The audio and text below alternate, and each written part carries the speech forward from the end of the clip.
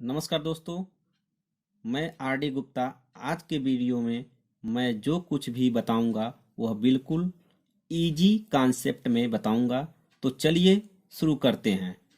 आज का वीडियो है नंबर सिस्टम से, जिसमें कि पार्ट 2 है। तो आइए फर्स्ट टॉपिक के बारे में आपको बताते हैं। तो आज का मेरा फर्स्ट टॉपिक है प्राकृतिक संख्याएं, अर्थात इसको इंग्लिश में हम नेचुरल नंबर के नाम से जानते हैं। इसको हम परिभाषित कर सकते हैं, वे संख्याएं जो गिनती के रूप में प्रयोग की जाती हैं प्राकृतिक संख्याएं कहलाती हैं। दोस्तों, यदि मान लीजिए किसी कक्षा में कुछ बच्चे बैठे हुए हैं, तो आप उनको कैसे बताएंगे कि कुल कितने कितने बच्चे बैठे हुए हैं? तो आप इन संख्याओं के माध्यम से बता सकते हैं कि कक्षा में जो है कुल कितने विद्यार्थी बैठे हुए हैं। जैसे प्राकृतिक संख्याएं हैं 1, 2, 3, 4, 5, 6, 7, 8, 9 dot dot and so on. इसके आगे भी हमारे बहुत सारे प्राकृतिक संख्याएं आती रहती हैं। तो इस प्रकार से हम 9 तक कुल प्राकृतिक संख्याओं को जो है यहाँ पर लिखे हुए हैं। इसके आगे और भी बहुत सारे प्राकृतिक संख्याएं होती हैं। तो दोस्तों, अगर आपसे परीक्षा में पूछ दिया जाए कि सबसे छोटी प्राकृतिक संख्या कौन सी है, तो आप बता सकते हैं कि सबसे छोटी प्राकृतिक संख्या 1 है। यदि दोस्तों अगर आपसे पूछ दिया जाए कि सबसे बड़ी प्राकृतिक संख्या कौन है, तो आप बता सकते हैं कि सबसे बड़ी प्राकृतिक संख्या अपरिभाषित होती है, क्योंकि प्रत्येक प्राकृतिक संख्या के आगे एक नई प्राकृतिक संख्या आती रहती है। इसलिए हम यह नहीं बता सकते हैं कि कौन सी कन्फर्म प्राकृतिक संख्या है। इस प्रकार से यह अपरिभाषित होती है। तो आप बता सकते हैं इसका उत्तर क्या होगा? अपरिभाषित है।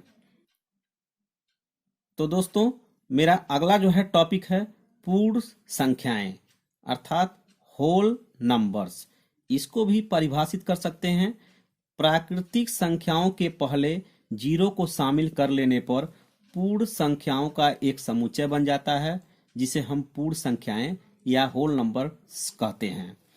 दोस्तों, यदि आपसे पूछ दिया जाए कि प्राकृतिक संख्याएं और पूर्ण संख्याएं में क्या अंतर होता है, तो आप बता सकते हैं कि प्राकृतिक संख्याओं में हम जीरो को नहीं लेते हैं, जबकि पूर्ण संख्याओं में हम जीरो को शामिल कर लेते हैं। तो इस प्रकार से अगर हम प्राकृतिक संख्याओं के पहले अगर हम जीरो लिख लें, तो यह पूर्ण संख्याओं का एक सेट बन जाता है। तो इस तरह से इस सेट को हम पूर्ण संख्याएं कहते हैं। तो इस प्रकार से हमारे जो है पूर्ण संख्याएं हैं 0, 1, 2, 3, 4, 5, 6, 7, 8, 9 dot dot and so on. इसके आगे भी बहुत सारे जो है पूर्ण संख्याएं आती रहती हैं, जैसे कि हम आपको बता चुके हैं प्राकृतिक संख्याओं में। तो दोस्तों, परीक्षा में सबसे ज्यादा प्रश्न पूछा जाने वाला होता है, जो यहाँ से पूछे जाते हैं। अगर आपसे पूछ दिया जाए कि सबसे छोटी पूर्ण संख्या कौन सी है, तो आप बता सकते हैं कि सबसे छोटी पूर्ण संख्या 0 होती है। दोस्तों, अगर आपसे पूछ दिया जाए कि सबसे बड़ी पूर्ण संख्या कौन सी होती है, तो आप बता सकते हैं कि सबसे बड़ी पूर्ण संख्या जो होती है वह अपरिभाषित होती है, जैसे कि हम प्राकृतिक संख्याओं बता चुके हैं।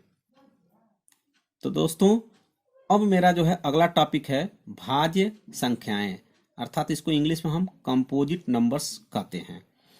इसको भी परिभाषित कर सकते हैं, वे संख्याएं जो एक और स्वयं संख्या के अलावा किसी और संख्या से विभाजित हो जाए, उसे हम भाज्य संख्याएं कहते हैं।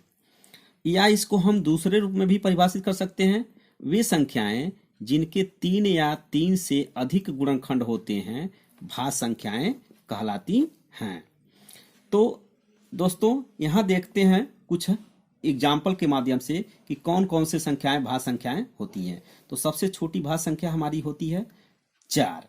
अब 4 के पहले हम देखिए दोस्तों, यहाँ पर हम कुछ संख्याओं को नहीं लिखे हैं, 1, 2, 3, जिसमें कि हमारा एक संख्या एक ऐसा है, एक जो न तो भाज्य होता है और न ही अभाज्य होता है, और 2 और 3 संख्याएं ऐसी होती हैं जो अभाज्य संख्या में आती हैं। तो दोस्तों, सबसे छोटी जो भाज्य संख्या हमारी होती है वह 4 होती है। इसके बाद 6 होता है, फिर 8 होता है, फिर 9 होता है, फिर 10 होता है, फिर 12, फिर 14, फिर 15, फिर 16, 18, 20, 21 dot dot and so on. तो दोस्तों, परीक्षा में जो सबसे ज्यादा बार प्रश्न पूछा जाता है, आपका जो है यहाँ से प्रश्न बनता है। अगर आपसे पूछ दिया जाए कि सबसे छोटी भाज्य संख्या कौन सी है, तो आप बता सकते हैं कि सबसे छोटी भाज्य संख्या 4 होती है।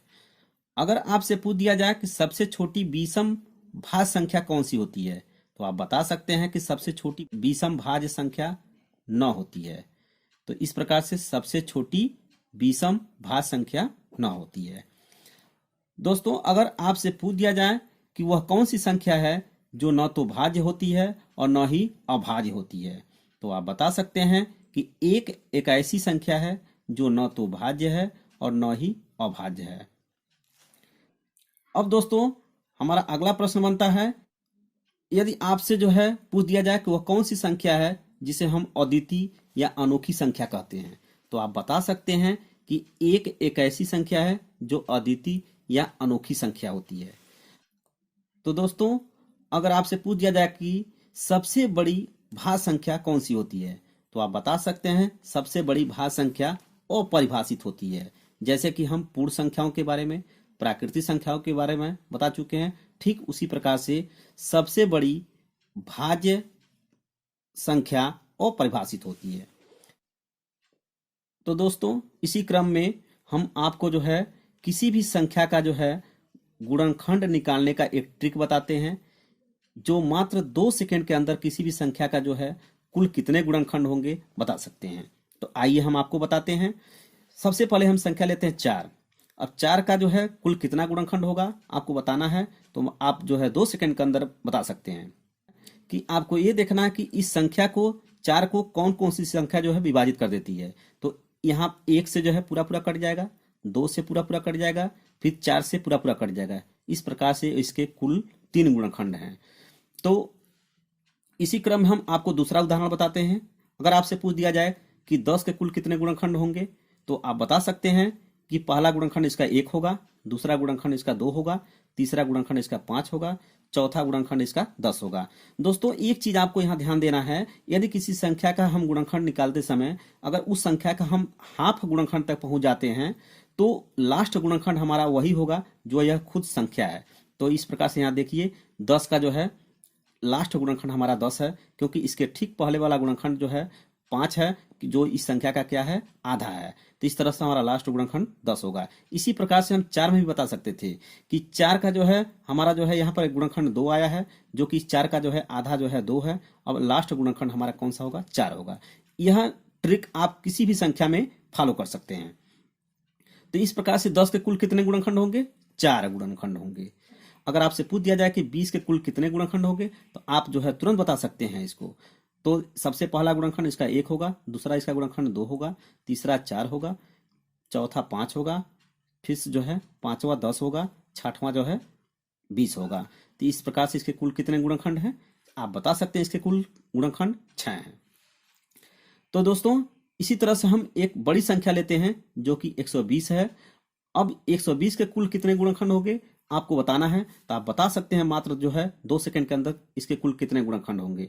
बस आपको करना है कि यह देखना कि इस संख्या को कौन कौन सी संख्या विभाजित कर दे रही है।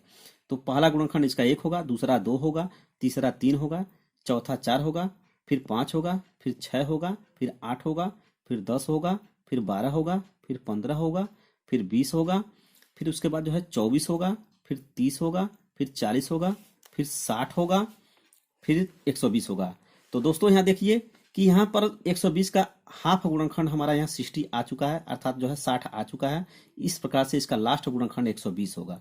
तो इस प्रकार से आप इस ट्रिक के माध्यम से किसी भी संख्या का गुणनखंड कुल कितने गुणनखंड बनेंगे, तो आप जो है मात्र 2 सेकंड के अंदर बता सकते हैं। तो दोस्तों, यह वीडियो आपको कैसा लगा?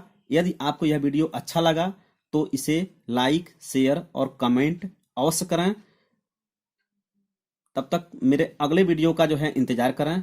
तब तक के लिए जय हिंद, जय भारत।